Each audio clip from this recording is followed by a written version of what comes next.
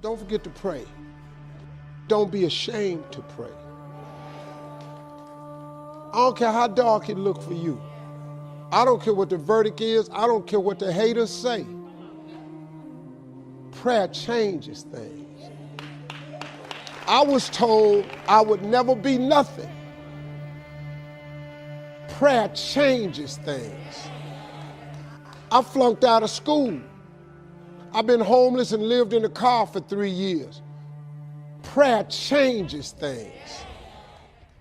It's the one thing that's available to everybody at any given time.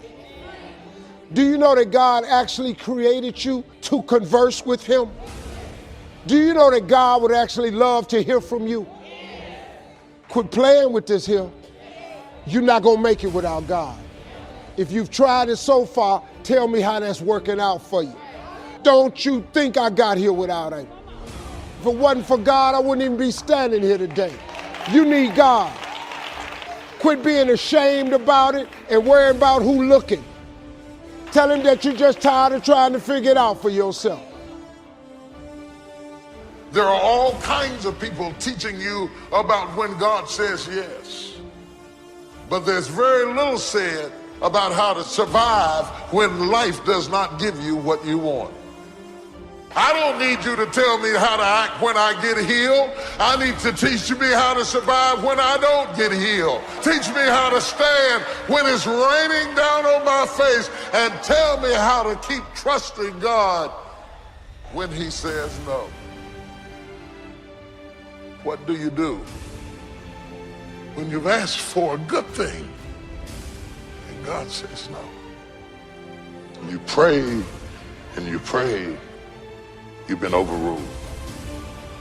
And the devil said, where is your God now? I wouldn't let you be attacked on this level if I didn't give you enough grace. Because my grace is sufficient. I got the grace for the situations I confront. And don't let my tears fool you. But when I get through crying, I will be swinging on you, because I do have grace. God wanted you to know that his grace is sufficient.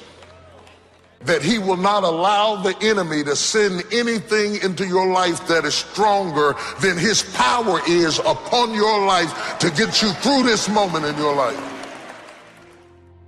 God puts promises and dreams in all of our hearts. But God doesn't tell us how it's going to happen or when it's going to happen. God, when is this going to turn around? How come this situation at work is not getting better? We put God in a box and tell him how to do it, and who to use. If it's not working out the way we think, we can get discouraged. You have to leave how God does it and when he does it up to him. Because God's ways are not our ways. Sometimes it's taking longer because he has something better in store. And one of the best things I've learned is to trust God's timing and trust his ways. If you're trying to control the outcome and control the time frame, you're going to live worried. God already has it figured out. He knows the end from the beginning. He doesn't give us the details. If you knew how everything was going to work out, it wouldn't take faith. God has it all planned out. There are good breaks coming, favor, the right people. They're already on your schedule. What's upsetting you? What's keeping you awake at night? God is saying, release it to me. I'm ordering your steps. It may not be good, but I'm going to turn it for your good. You may not see anything changing. You'll be tempted to worry. Stay at rest. When you're at rest, you're showing God that you trust him. When you're at rest, you're in faith. But if you're upset over what's not changing, worried about your finances, that's a sign that you've stopped believing. Come back to a place of peace. You can't trust God and be worried at the same time. Well, Joel, I'm worried about my finances. I'm upset about the medical report. It's not a surprise to God. Release the worry. Release having to know all the details. There will always be situations that we don't understand. obstacles that seem permanent, that's a test. Will you go through life worried, discouraged because it's taken so long? Or will you enter into rest? Will you believe that God is in control and that He will get you to where you're supposed to be? Are you upset about something that's the hand of God? The delay, the disappointment, the setback, it's not working against you, it's working for you. God is about to do unusual things. I've learned God doesn't always take us down a straight path. There will be detours, these times when you feel like you're going the wrong way. Don't get set on the method. The way you think it's going to happen may not be the way God's going to do it. What you can't see is on that path, there's another turn. It leads to a shortcut that will catapult you ahead. The reason it's taking longer is because it's going to be bigger than you thought. You don't know what God is up to. You can't see what He's doing behind the scenes.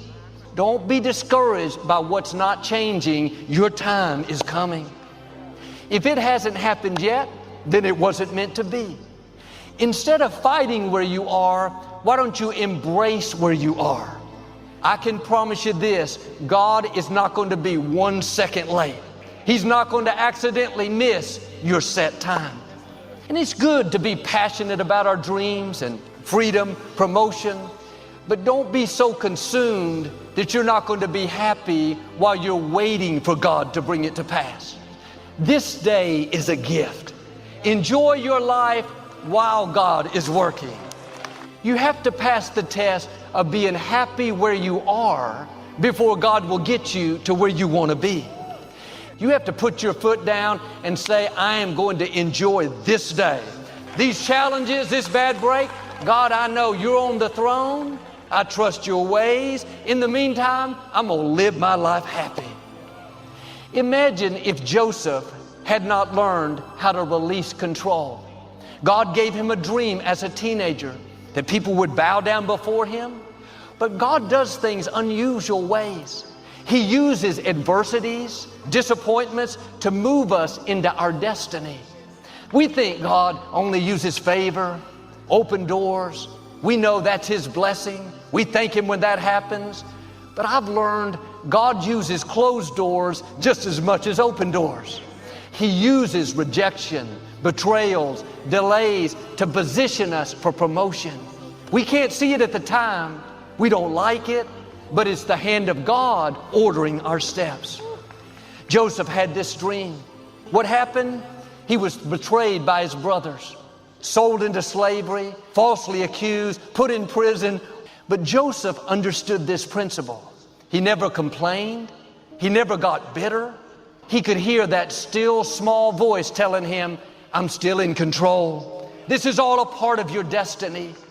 If he would have tried to control it, he would have lived bitter, angry. Every day he had to release the worry, release how he thought it would happen. 13 years later, he became the prime minister of Egypt. Proverbs says, since the Lord is directing your steps, why try to understand everything that happens along the way? Are you frustrated, upset over a bad break? How do you know it's not the hand of God leading you to your throne? That you're not right on course, on schedule to see what God promised you? God uses difficulties to position us for destiny. And what you're upset about is a necessary step. Don't try to understand everything that happens along the way. God works in mysterious ways. There are things that you're not supposed to understand. That's what faith is all about. If that disappointment was going to keep you from your purpose, it wouldn't have happened. This is your chance to say like Joseph, God, I trust you even when I don't understand it. I'm going to keep giving you praise when I could be complaining. I'm going to keep moving forward when I feel like going backwards.